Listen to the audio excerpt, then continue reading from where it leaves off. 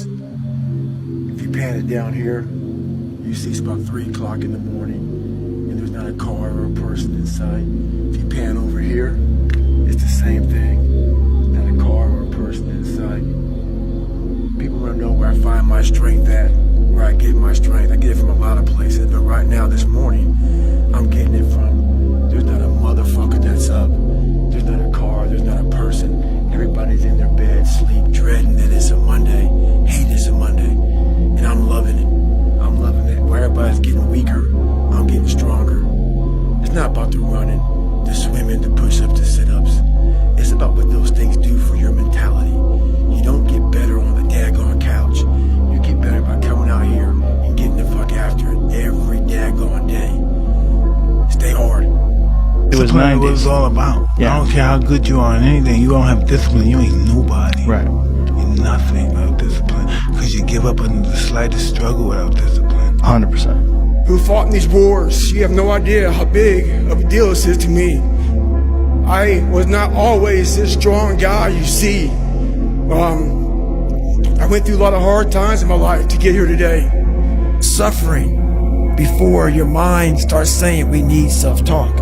So what I tell myself is I go back to the months and years of preparation to get to that day. And I'm telling myself, the 3:30 in the morning, and I'm looking at my shoes, and I want to go out there and run 30 miles. I have to, in that second, in that moment of this self-talk, my mind saying, you got to find more, you got to find more. I once again calm down, go back into my mind, in my cookie jar, I call it, and I have to reflect back on the shit I did to get here. And that becomes my self-talk. Self-talk does not work unless it is real. Most of us lie to ourselves in the self-talk. It doesn't work. It has to be real. It has to be something that you've done to make it really work. Be the guy who embraces the ugly, the miserable. Be the guy who embraces hard work, the grind. Don't be afraid of being hurt. Don't be afraid of sacrificing some blood. Every morning, every day of our lives, we have choices to make.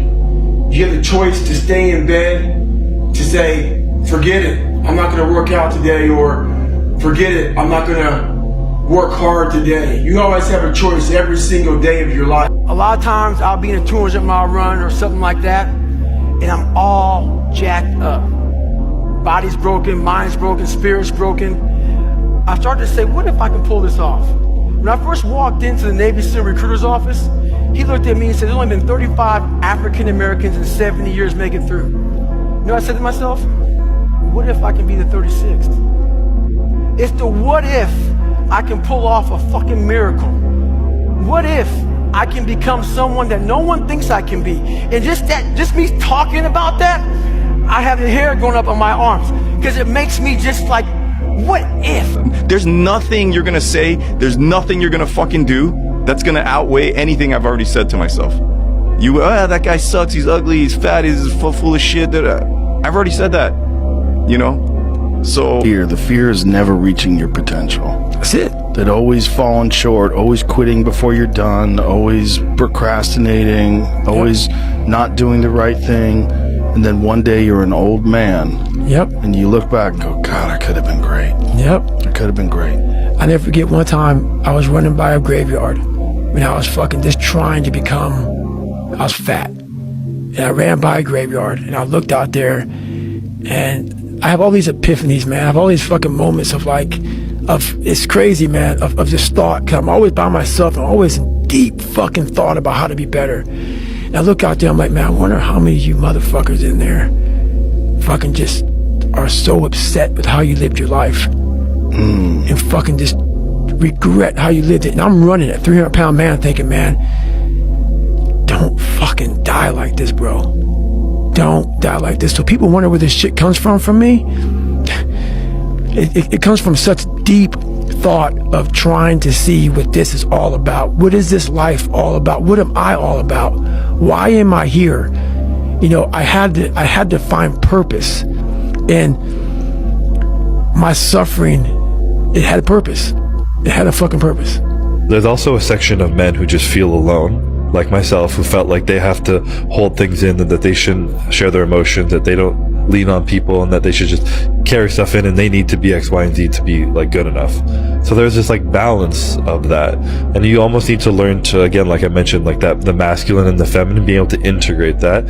I feel like a real man is confident and comfortable enough to embrace the feminine energy he has in him. If he's emotional, let it out, but also have that masculine side of it, be like, I'm going to be emotional right now, but I'm still going to go and fuck shit up right now, you know? I'm still going to take charge of what I want with my life. I'm going to work fucking hard and be disciplined, but I'm going to accept that sometimes I'm going to break down, and it's going to be, I'm not saying that women break down, but there's more emotion over there, and allow it to feel it and to ask for help and to lean on people and be able to balance those two, and that like yin and yang. I think that's what's missing personally. Right? Like you can be going as fast as possible in the wrong direction, and it actually takes you further away from the destination. This is something that a lot of people, I call it the manopause, which is mid-20s toward late 20s. A lot of guys, it seems like you had yours earlier, realize that a lot of the values that they hold, a lot of the things that previously they took a sense of self-worth from, that the world told them that they should value, they don't make them feel fulfilled anymore. And they go, oh fuck, like I got toward the top of this mountain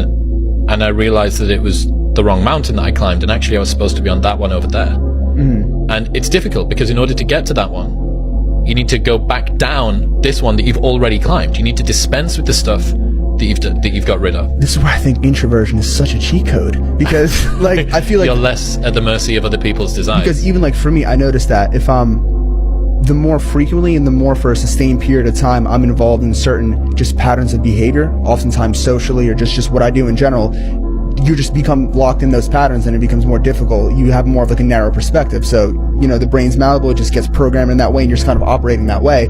So for me, a lot of like the best insights that I've gotten are like times when I like completely just like fully detached and just entered this weird like meditative just like flow state of just being just so just alone. What I've learned is that most of the sabotage in your life is self-induced. Hear me out, okay? Most of the sabotage that is self-induced in life is because you do not have the self-regulation to do that which you know you need to do. So you need to be able to ask yourself, right? You know you need to go to the gym. You know you need to start this business. You know you need to read this book, but you don't do it. Why? Why don't you do it? Not, oh, I didn't do it today. No, why didn't you do it? Why did you cave to the nonsensical bullshit and the perspective that you're above the grind, you're above the work, you're above the consistency?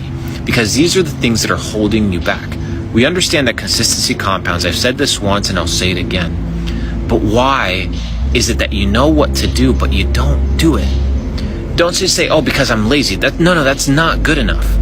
Right? No, it's not that you're lazy. Something else is wrong. You need to be able to identify these things. And once you identify these things, you're able to tackle them effectively. It's because I fought for it. Because no one gave it to me. Because it was just me alone in the gym, me alone in the mirror, me alone in my head. No one did it for me. I worked for it, and I'm never going to let someone else take that from me. It's because... Like, what bothers you about yourself?